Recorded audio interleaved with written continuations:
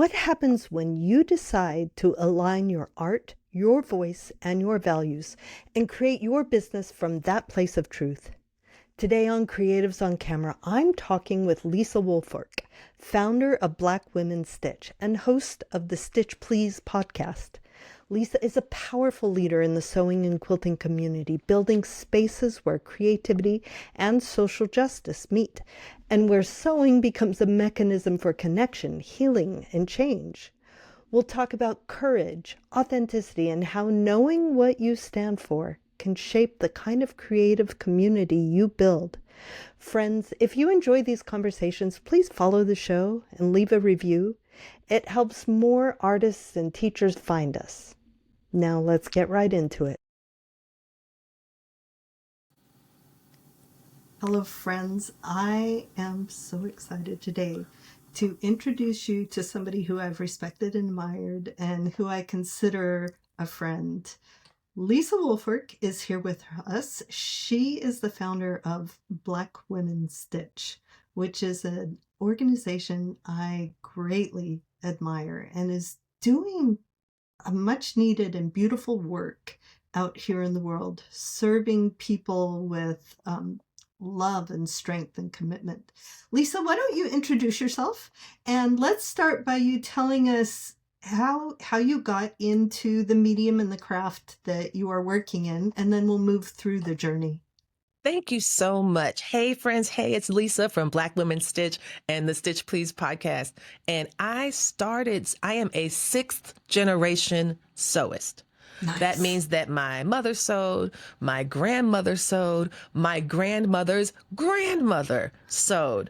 And when I tell you, I wanted nothing to do with it at all. Of course. And then I grew up and went to graduate school and needed a hobby because writing a dissertation was long and kind of painful for me. And so I needed to have something that felt like I could start and finish. And so that's what sewing became.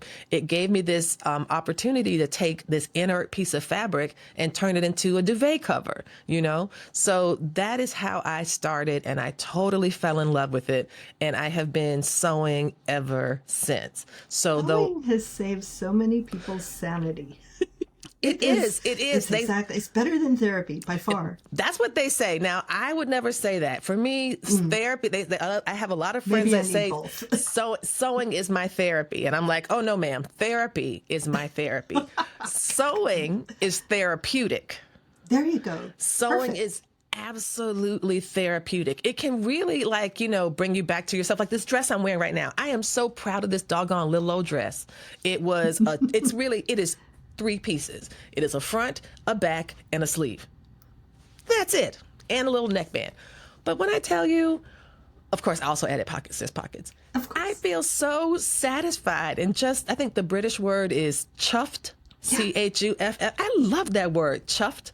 And that's how I feel. I feel like I look cute, and I look cute in something I made, and it helped me break through I had lost my sojo, and, just having a new project that was like easy and simple could really help just, kickstart things. And it really, really did. And so right now I made another one just like it last night, but in a different fabric. And I think it's that example of how the power of the stitch. And the stitch can mean lots of different things. I think for me and for us, I think we think about it with sewing and quilting, but there's also, embroidery, tatting, cross stitch, counted cross stitch. There's so many, crochet, knitting, tatting. All the textile arts, all the fiber arts. Tradition around the world. Every culture has some sort of phenomenal traditional textile work. Exactly. And I think I think the thing I like to remind people of is that the needle is older than the wheel. The needle is older than the wheel.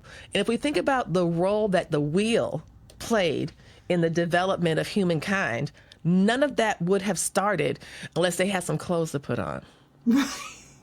You couldn't go anywhere where it's colder than where you are if you can't keep yourself warm, and you have to have a needle for that. Exactly. And so they found needles that are 60,000 years old, And so it's something fundamentally human about sewing that I think is worth reminding folks of, even in today's age where everything feels so mechanized. You know, or fast fashion will tell you that you need to have 72 t-shirts, you know, a month or something, that there's something to be said for the transformative properties of taking a needle and thread, a needle and yarn, a crochet hook and yarn in your hands and creating something that has never existed before.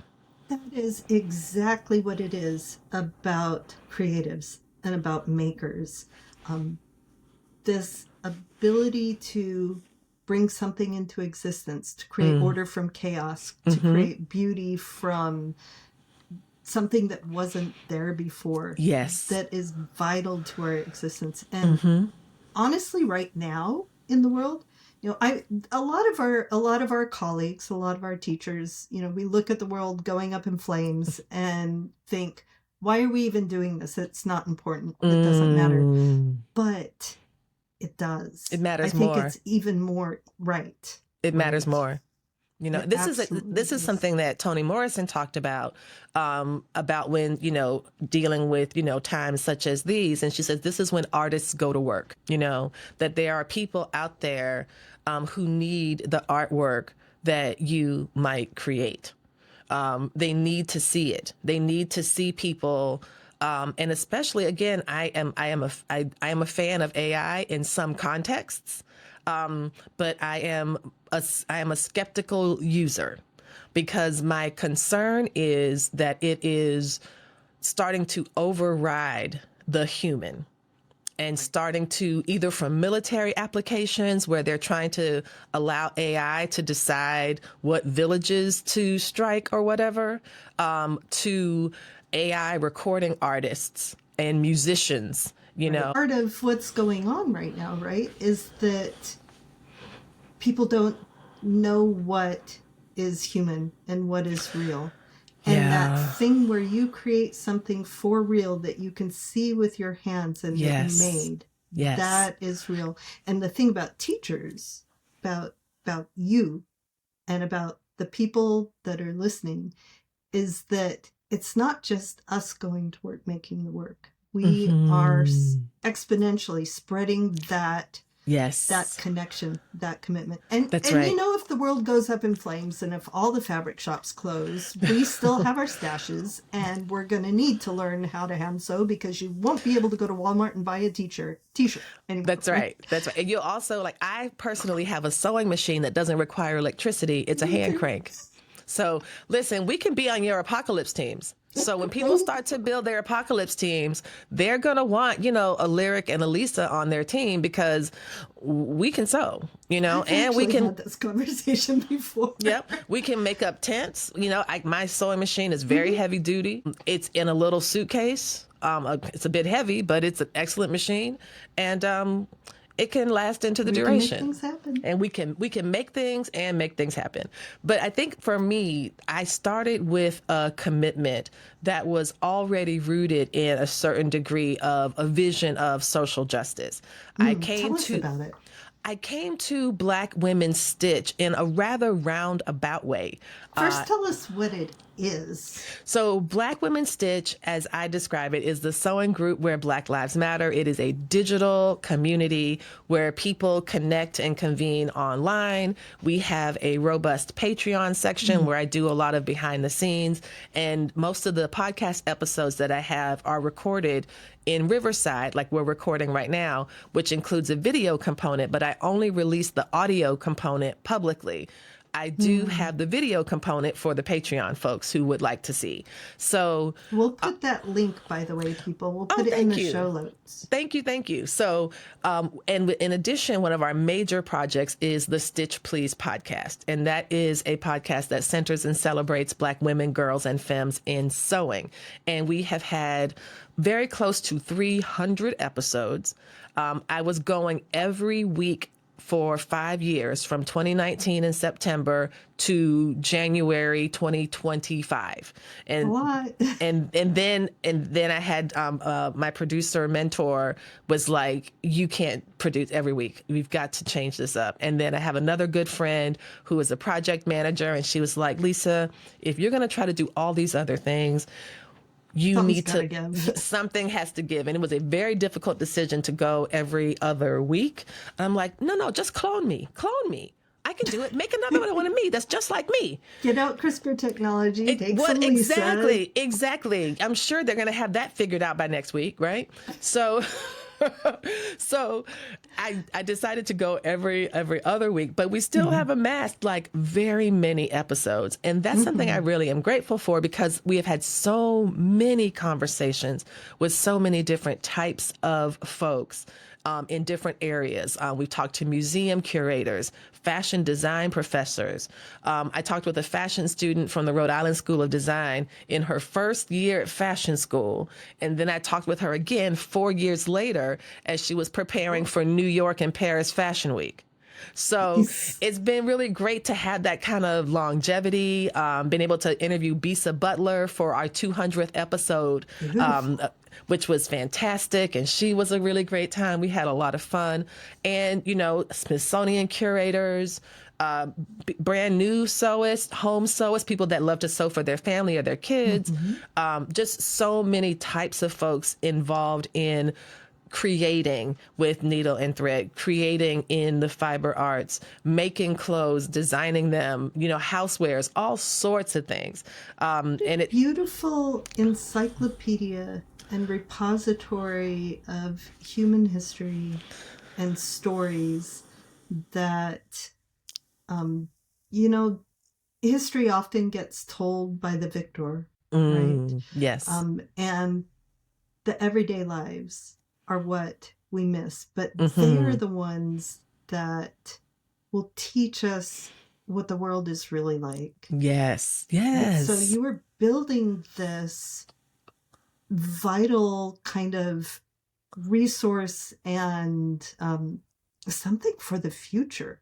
Yes, that is what I like to think. I like to think that this archive, that someone who wants to learn to sew today, or someone who wants to learn to sew in a year from now, will have so many points of entry. They can talk about what it means to make a bra.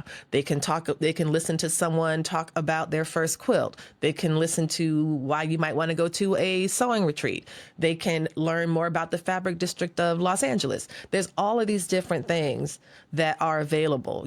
Choosing your first machine, how to sit at the machine properly so you can sew and not be sore. Like all of these other things that we might not think of, and that beginners will not think of because they're just starting. So I like to think that what we're doing at the Stitch Place podcast is inviting new sewists to have someone sit next to them in the sewing space. Someone It's a who beautiful way to think of the podcast. That's just like we're trying to hear. All of our beautiful colleagues who are thinking or in the middle of building online businesses. Yes, sit next to us and see all the different ways that can happen. One of the things that I think is vital about what you've created, and probably the necessary reason why, and the thing that other people, if we're not going to be just a podcaster, right? That's such a horrible word. That is not applicable. I hear what you're saying. No offense taken. If people are going to do things outside of podcasting, and that's one of your main things, we can still learn, because what has been created as a result of what your podcast does is community. Yes. It's connecting people through this phenomenal technology that we are so blessed to have access to. Agreed. Right? Agreed. So tell us about the underlying reason we skipped straight from I'm a long, it's in my DNA sewist to look what I've got now. Let's look back at a little bit of the middle of the journey. So how did you go from I just love to sew and it makes me happy, and it's therapeutic. Yes, it is. Yes, it I'm going is. to say that from now on. You've taught me something important. Two, what you've got right now. Why did that happen? How did it happen? Was it planned, or did it organically grow and evolve? Everything evolves, but you know what I mean, right? Tell us your journey. So it was not planned, and in some ways I did everything I could not to plan it. I was already busy. You know, I have a very busy day job. I have two small kids. When they're not small anymore, but at the time they were. And when I graduated from and got my PhD, I had done some internships with a quilter in Wisconsin, and she was really very kind. I had taken sewing classes at local dealerships and had even attended a retreat, which I had never done before, a quilt retreat. Now, the community that I was embroiled with in Madison, Wisconsin, the quilting community, were all white, older ladies. Madison, Wisconsin was actually a pretty fun place to be because that's where they recorded Sewing with Nancy. Oh, cool. Sewing with Nancy was recorded that was one of my shows way back when. It was recorded right there in Madison, Wisconsin at the public TV station. And then Nancy Zeman had a warehouse in a town called, I think it was Janesville, I think it was. And I remember Riley, who is now a whole adult, was a baby in a stroller, and we're walking around the warehouse sale, and Nancy Zeman like walks over and says hi, and I'm like, oh, hi, Nancy Zeman. And then I'm like, Riley, it's Nancy Zeman, but it was before cell phones and before you could take pictures of everything.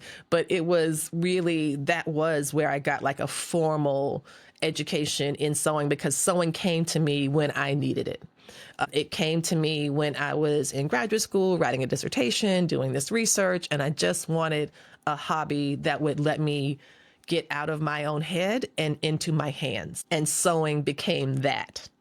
And so I had been accustomed to being like the only Black person at these events. And then when I moved from Wisconsin to Charlottesville, I ended up having similar experiences. I work at a predominantly white institution. The Quilt Guild there was also predominantly white. I also worked with there were other communities that were, because that's the thing about retreats. Like once you start to like them, you look for them wherever you can go. So it's like, I don't care. It's like, yeah, I'll go to this town 70 minutes away, or I'll go to that one in Richmond, or I'll go to this one. And it became like, one of the things where I just got accustomed to being the only one. And it was fine. It was fine. But it was fine. It was fine.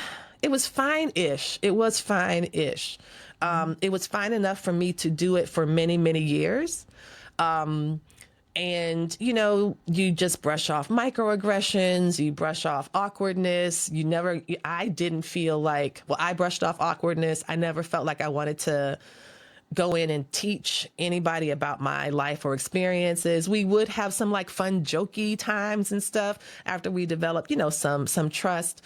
But for me, it was definitely usually the case where I just felt a little bit removed. Talk about this for a moment, because as a white woman in these environments, ever since I started quilting, that's how it's been, right? Almost all white women. I don't see and I don't experience the things you do. It wasn't until I opened myself up to learning and really made dear friends outside of my race that, and it takes a while. Yes. To build that trust. And I wasn't trying to do that. Right. But us white women have no clue what you go through in these environments. We don't see it, and we don't mean harm by and large. That doesn't mean that we don't do harm. Right. And I had to get over the very uncomfortable when somebody told me I did something racist. I'm like, wait, I'm not racist. Well, that's our first defensive thing. I didn't mean to do anything. Right. But when you understand the difference between intent and impact. I mean, if I stepped on somebody's toe and they told me it hurt, I would move and I would say sorry, right? I would understand, I would learn, I would change. And that's what, it's a learned behavior and experience that we white women have to get over our discomfort to hear and understand. If you feel comfortable, would you be willing to just tell us one or two things that you experienced that are uncomfortable that we in the quilt world wouldn't understand? Like, I've attended Black women's sewing circles, and there are beautiful, beautiful groups, and the white men, well, why don't they come to ours? And, after you learn, it's like, well, they have good reasons. Yeah, it's like, it would be things like, on one particular incident, there was like this lady, she was one of the people that was over the retreat. And she was like, well, I remember one time I was driving in Georgia and maybe outside of Atlanta. And then this white man, we had to pull over on the side of the road because something wrong with our car. And then a white man came over and helped us and said, I'm going to stand here with you ladies because, I just want you all to be safe. And we were really grateful for that.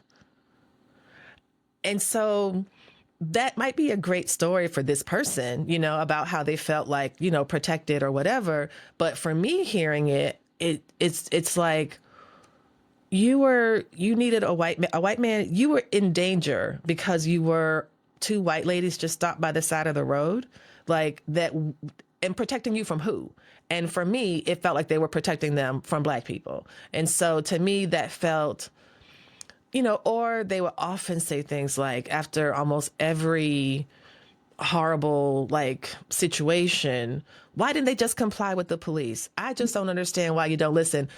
The same person who said, well, I don't know why you don't comply, would also brag about, I just told the cop to give me my ticket and get out of my face. So it was a lot of different mental. You bend over and I talk back. It's a lot of accumulations of things. And what I found that I had to do, I think one of the ones that was most difficult was, there was a group that wanted to talk about, what they were calling at the time, Oriental, and I'm doing quotes here, fabrics. And as part of that, they had these different props, including like a pointy hat, like what's known as like a coolie hat. They had like all of these other, these different fortune cookies that they had made. And like, you were supposed to read a fortune. And this one lady was like trying to speak in an accent as part of the presentation. And then this one woman, and this was what shocked me beyond shock. She put her hands on both sides of her face. Don't tell me. Right, next to her eyes, and she pulled the sides of her eyes back. And I could not believe that I was watching someone who was close to my own mother's age behave that way. I was so stunned. But after that, I just did not go back. And it wasn't because I'm Asian. It was because it was a terrible thing to do. It was caricaturing. It was very much caricaturing. It was very much just something I bet they would not have done if there had been an Asian descended person there. I would hope they would not have done any of that. But the fact that they did it at all it feels, I think clueless could be a word, but it also could just be careless. Like, yes. I don't care. I think this is fun. I think this is going to be good. I don't imagine it being offensive, at least not offensive to anyone that I'm doing it in front of, And so I think part of the challenge is this notion of innocence, this idea that, well, it was a mistake, or I didn't know, or I'm so clueless, etc. You have to teach me. Oh, no. No. No, That is so hard. Yeah. And I think that when you're in friendship, when you're in relation with folks, you're absolutely willing to have conversations. Heart to heart conversations is how people build trust and how you build friendship. But to expect somehow that I am meant to just go into the world and relate to every white person I encounter that way is ridiculous. It's exhausting. I'm not doing it. And so what happened to me was I was organizing in the summer of 2017 here in Charlottesville, Virginia, which had an incursion of white supremacist violence. We had we had a white supremacist torch rally in May. We had a smaller Confederate rally in June. We had a Klan rally in July. And then in August, we had the largest white supremacist gathering in like modern history. And so there was Nazis, there was all of the different folks that you might have seen from January 6th. There was different militia groups. They had batons and torches and shields and baseball helmets and all this kind of stuff. And it was brawls in the street, et cetera, all because we were going to our city voted to take down their Civil War participation trophy. And Charlottesville has a couple of those. And so they came to allegedly protest that, but what they ended up doing was brawling in the streets and being really racist. And the thing that many people might remember is on August 11th at the University of Virginia, which is a historic university. It's very old. It's been around since like 1819. So it's a pretty storied institution. It's the home of Thomas Jefferson. That's right. That's exactly right. And Sally Hemings. And Sally Hemings wasn't on this campus. Sally Hemings was at Monticello. The area of Charlottesville, sorry. But listen, UVA and Monticello look the same. They look the same. Absolutely. So I remember that white supremacists marched down the central lawn, the central campus, and then they convened at the Jefferson statue at the front of the university. And there they attacked students and community members who had, stood there to confront them, right? Because they wanted to take a stand to say, hey, we don't accept this in our community. You don't get to come here and shout anti-Semitic slogans and, with fire and threaten people. Like, that's not something that we as a community want to tolerate. And that's why the students and community members were assembled there. They were attacked. People threw torches on them. One person who was actually a librarian ended up in the hospital with a stroke after being hit and attacked. And I was across the street at a church. They were having this huge prayer meeting. And I was also doing an interview with Cornel West about the rise of fascism and the need to confront it. And someone ran in and said, hey, the Klan is outside. We, just stay here until we get some more news. And so then we left the building by the side. We didn't know what had happened until later. And that just set up a really bad weekend because after the white supremacists had marched through, the park and brawls and fights, a national emergency, a state of emergency was declared, and the white supremacists had to leave, and the community members, we got to stay because we live there. And so that was when, as we were marching through the downtown area, a white supremacist drove his car through the crowd of counter-protesters and murdered Heather Heyer and injured 20 people, and I was standing there at the intersection for that. And it was a horrific scene, chaos, just awful. And after that, I just felt like I needed a break. I had been really exhausted. We had woken up screaming for weeks. It was just a difficult time. So I had already planned to go to a quilt retreat. And I can say that I was a little hesitant about going. I didn't know what to expect. I didn't know what was going to happen. But when I got there, things just seemed a little off. Though people were like, hey, how are you doing? Oh, I heard that you were there. My church is praying for you. We're so sorry. I was like, yes, it was terrible. It wasn't a good time, et cetera. I didn't come to kind of talk to them about this experience. This was not the community that I would be unburdening myself with.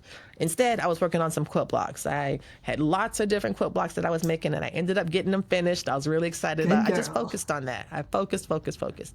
After that event was over and we were packing up, I remember saying goodbye to the organizer, like just waving and saying goodbye. And she just stared at me and didn't say a word. And so I was like, that's rude. Okay, whatever. And then I get home, and about a month later, there is a envelope, just a slim envelope in the mailbox. And I take it out. And when I look inside, it is the check that I have written for the next year's event. There was an event that was held in September, and then there was going to be another event in March. And the check that I had written for the March event was returned to me. And no explanation, no. There was no letter, no note, nothing. So my dumb self says, I wonder if this event has been canceled. Let me call the person I know and ask if maybe she got her check sent back. No, she hadn't. And that's when she explained to me, she said, well, I think you just broke the rule. And I was like, what rule? And she said, the rule was that Charlottesville was not to be discussed, and you discussed it. And so I said, well, that sounds kind of racist. And she was like, no, I don't think she's prejudiced. I think that you just broke the rule. That's all. A rule that you didn't know about? The rule that it was interesting because I did remember her saying that, not to me, the organizer never spoke to me the entire time. One of the friends said, oh, well, this person has said that she doesn't want to hear about Charlottesville at all. And I was like, well, should I just go home? People were asking me questions. I was you not... didn't stand up in front of the room and say, everybody, this is what happened. I did not do that.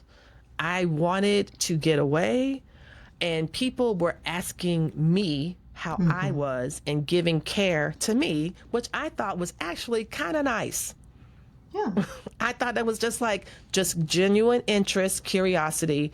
People asked a few questions, and I got on with my life, and continued to, participate in the event.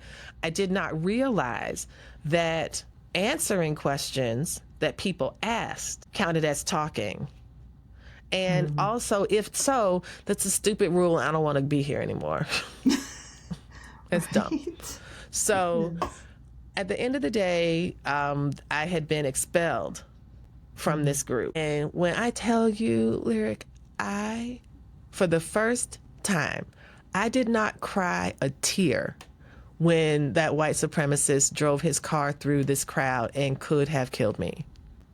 I had not cried since. I had not thought about it in a way that made me upset. Angry, yes, but not crying. I think for the first time since all of those things had happened, all of those things throughout the entire summer between the Confederates and the Klan and then the torches, I did not shed a single tear until I learned that I had been kicked out of that quilt group. And I was so hurt. I was so hurt. I was so sad. I was like, I've known these folks for over 10 years. What is happening, And then after... This person. But I felt sad. I felt like I had lost something. And then I felt embarrassed. I felt embarrassed, and I felt ashamed. I felt embarrassed because I asked myself, who did they think I was all this time? Had I been presenting a version of myself that was not my true self? Why would they not think I would want to be involved in something like that? Why would they not think I would stand up for the rights of my people and my children? Why would they not think that? Who did they think I was all this time? And then I felt embarrassed. And then I started to feel a bit ashamed. I was like, I have been giving up a lot in order to participate in these events. And it never mattered until it did. And that's when I decided I would never again audition my humanity in exchange for doing something I loved. Stop for a moment and think about how this was a moment when you already knew what your values were.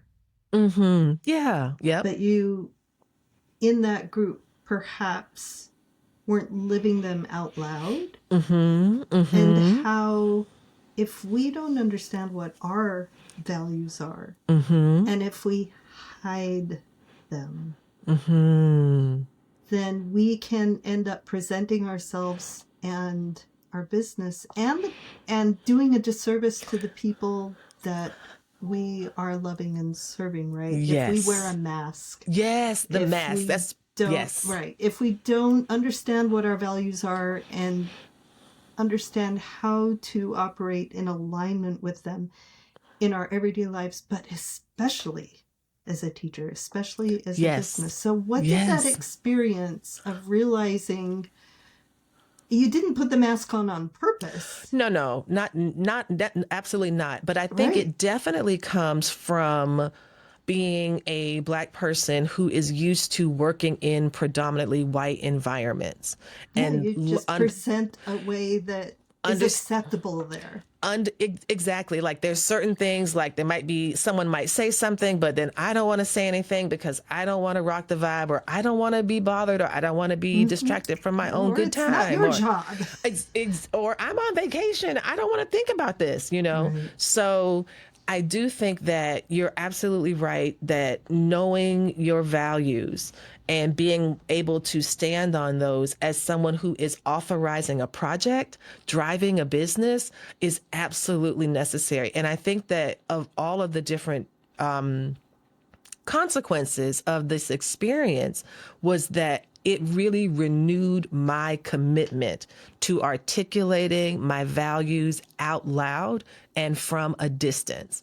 And so after that painful rejection, and this is another thing that makes me feel a bit ashamed. It's like, if they had not kicked me out, Lyric, I would probably still be sitting there, and I would not have all of the amazing joy and happiness and creativity and love and life affirming and culturally responsive, organically, happily Black stuff that I have right now. You have this beautiful, vibrant presence and community that is, I can't even find a word to describe how supportive and how important and how vital it is for the people you serve. We are bumping up against our time, but we have so much more to talk about. Let's really quickly talk about building a business. Yes. Or starting at this very beginning. Yes. Of a plan of what you want to do, and how finding out what your values, finding out what you really want to do, because your values are about how you want to serve and the legacy you want to leave and the effect you want to have on the world. Yes. So sometimes things are really painful. And sometimes living your values out loud can cost you something. So understanding your values compared to the cost. How have you chosen to put those on the scale next to each other and choose which things are important enough to you to give up something else for? I think it's a beautiful question. What I try to do is to move in such a way that my values are always my values, and that there should be nothing about me working with or in solidarity with another community that's going to compromise my values. My values are, and something that we discuss or that we try to prioritize, is about creating an archive of Black creativity, of building a library of resources, of amplifying Black businesses, of documenting this these historic, cultural, and generational crafts, and talking about how important and valuable they are. Like, these are what the values are. And along with those include, of course, things about, the importance of Black history, because I feel like we are making Black history as we create the podcast. And it would take, when you say give up, I think if there was someone who did not want to work with us because we specialize in and celebrate Black creatives, then that's their loss. I am not going to feel badly about someone who doesn't want to work with us because they don't want to be seen as helping Black people. Like, that is no loss to me. The folks who do not align with my values are no loss to me. And that, I think, is a great message for everyone as we start to kind of build our business. You're not trying to build a business to serve everybody in the whole world. You are building a business to serve a specific community that has a specific need. And there are so many riches within that. Financial, sure, but also communal, social, like intellectual. There's lots of benefits in building trust and solidarity with folks. And so I would like to practice working with those who love, care, and support what I'm doing rather than haters. I don't have time for haters. I hardly have time to deal with the people that love me, let alone the people that hate me. What were you saying about cloning yourself? Exactly. I have a separate lower level clone for my haters to talk to.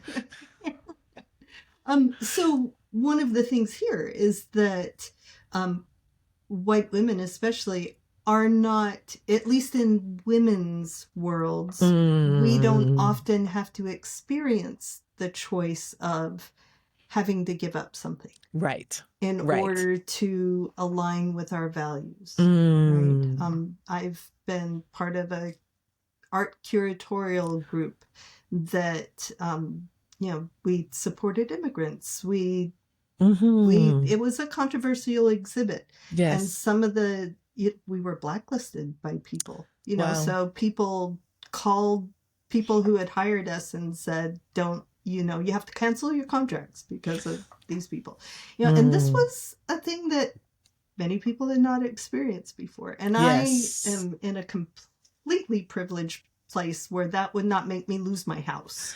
Right. That's right. I think we are at a point in history and a point in time that your people, Black people, have always lived. It's like, welcome aboard, everybody. Here we are at Oppression 101. We've been here for many hundreds of years, but you guys are just joining us. So, have a seat. It's really going to suck for a while. Thanks for welcoming us in. But we have to gladly stepping aboard, my friend, because we need to be able to live with ourselves and in alignment with our values, because the minute we're not, the minute we're putting on any kind of mask or trying to keep the peace or not rock the boat, we're giving up pieces of ourselves. Yes. Right. So, us new to the party, it's time. It is so time. And you're giving up pieces. You're losing pieces of yourself. Yes, you're giving up pieces of yourself, but you are also endorsing and solidifying the forces arrayed against you. Exactly. Silence favors the oppressor every single time. Every time. But you know what else I love? This is a quote from a beloved friend. And she would say, sometimes liberation means disappointing other people. Yeah, it does. And what would you rather be? Free or liked? Exactly. And at this point, it behooves us to think not only for ourselves what we want to leave, but the consequences of being silent for our people, for the next generations. Yes. We should be much more afraid of that than afraid of rocking the boat now. Yes. Lisa, we're going to put a lot of notes in this description, and I am determined to have you back because we just scratched the surface. We didn't actually get into your whole system, your whole ecosphere, your whole community, and how important it is and how it actually operates and what your plans for it are. There's so much more that I want to pull out and lay on this beautiful cornucopia platter for all of our people to it's so delicious. It's so nourishing what you're sharing with us. So let's plan to speak again very soon. Until then, where can people find you, Lisa? Excellent. Thank you so much again, Lyric. And thank you so much to your audience for listening to me and for supporting this episode. You can find Black Women Stitch on the socials. We're on Instagram and Facebook, as well as TikTok and LinkedIn.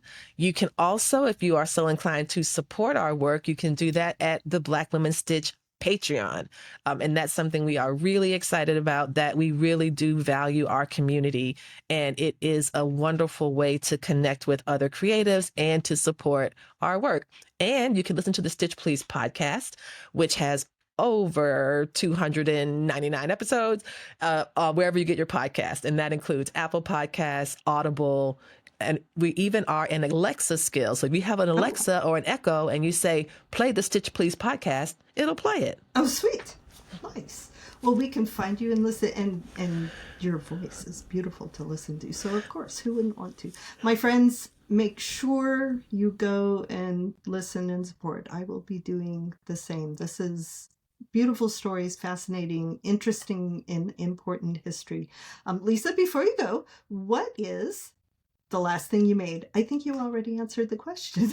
The last thing I made was a dress exactly like this in fabric that I bought from South Africa in July. So I went to several different fabric shops, and this is like a neoprene styled knit fabric, and I got it in Cape Town, and now I just finished that dress yesterday because I fell in love with it, and it's a simple sew, and that's the last thing I made.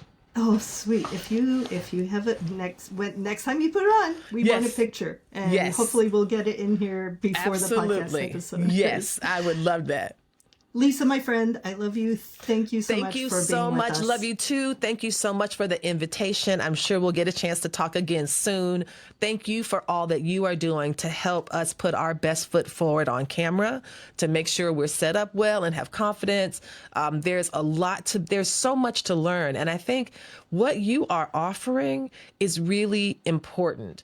And I say this as somebody who kind of taught herself how to podcast and took a lot of classes and watched a lot of tutorials.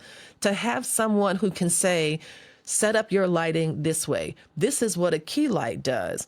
Try this camera angle. Like someone who has done it and been there and can simplify it for you. And also, I think you talk about working with OBS and all of these other things. And mostly at the Academy, we talk about keeping it as simple and efficient and doable as possible. Humanly possible, because the more you get complicated later, my friend. Exactly. Right now, you just make it so you can actually do the thing. That's it. The Academy, at Academy for Virtual Teaching, you can find a beautiful community. You can find short and long classes to help you show up your authentic and amazing self to serve and love your people. So my friends, keep creating community, keep teaching that beautiful, peaceful, joyful, therapeutic skill that you can share with the people around you. You make the world beautiful enough to live with. We'll see you next time.